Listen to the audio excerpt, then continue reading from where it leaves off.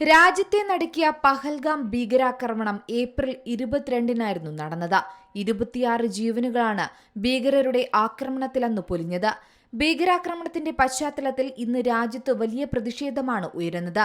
വർഷങ്ങൾക്ക് ശേഷം സിവിലിയന്മാർക്കെതിരെ നടന്ന ഏറ്റവും വലിയ ആക്രമണമാണ് നടന്നതെന്നാണ് പറയുന്നത്. ഇന്ത്യൻ സൈന്യം ആക്രമണം നടത്തിയ ഭീകരർക്കായി ശക്തമായ തിരച്ചിലാണ്. ഭീകരർ പല സംഘങ്ങളായി തിരഞ്ഞെന്നാണ് സൂചനകൾ. തുടർച്ചയായ 5-ാം ദിവസവും ഇപ്പോഴും പാക് പ്രകോപനം തുടരുകയാണ്. നിയന്ത്രണ രേഖയിൽ വീണ്ടും വെടിവെപ്പ് നടന്നതായി ഇന്ത്യ അറിയിക്കുന്നുണ്ട്.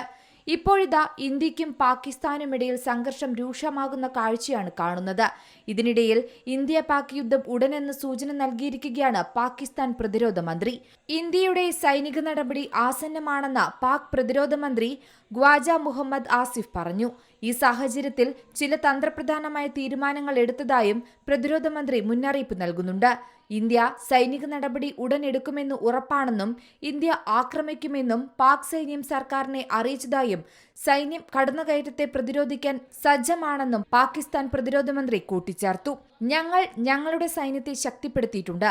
പാകിസ്ഥാൻ അതീവ ജാഗ്രതയിലാണെന്നും തങ്ങളുടെ നിലനിൽപ്പിന് നേരിട്ട് ഭീഷണിയാകുന്ന നിലയിലേക്ക് വന്നാൽ ആണവായുധങ്ങൾ ഉപയോഗിക്കുമെന്നും അദ്ദേഹം പറഞ്ഞു. ഭീകരാക്രമണത്തിന് പിന്നാലെ പാകിസ്ഥാനുമായുള്ള നയതന്ത്ര ബന്ധം അവസാനിപ്പിച്ച ഇന്ത്യ സിന്ധു നദീജല കരാർ മരവിപ്പിക്കുകയും അട്ടാരി അതിർത്തി അടച്ചുപൂട്ടുകയും ചെയ്തിരുന്നു. മാത്രമല്ല, പാകിസ്ഥാൻ പൗരന്മാർക്കുള്ള വിസകൾ പിൻവലിക്കുകയും ചെയ്തു. പിന്നാലെ പാകിസ്ഥാൻ ഷിംല കരാർ റദ്ദാക്കുകയും ഇന്ത്യൻ പൗരന്മാർക്കുള്ള വിസ റദ്ദാക്കുകയും ഇന്ത്യൻ വിമാനങ്ങൾക്ക് വ്യോമപാത നിഷേധിക്കുകയും ചെയ്തു. ഇതിനിടയിൽ കശ്മീരിലെ തീവ്രവാദ പ്രവർത്തനത്തെ പാകിസ്ഥാൻ പിന്തുണയ്ക്കുന്നതിന്റെ തെളിവുകളും ഇന്ത്യ പുറത്തുവിട്ടിരുന്നു.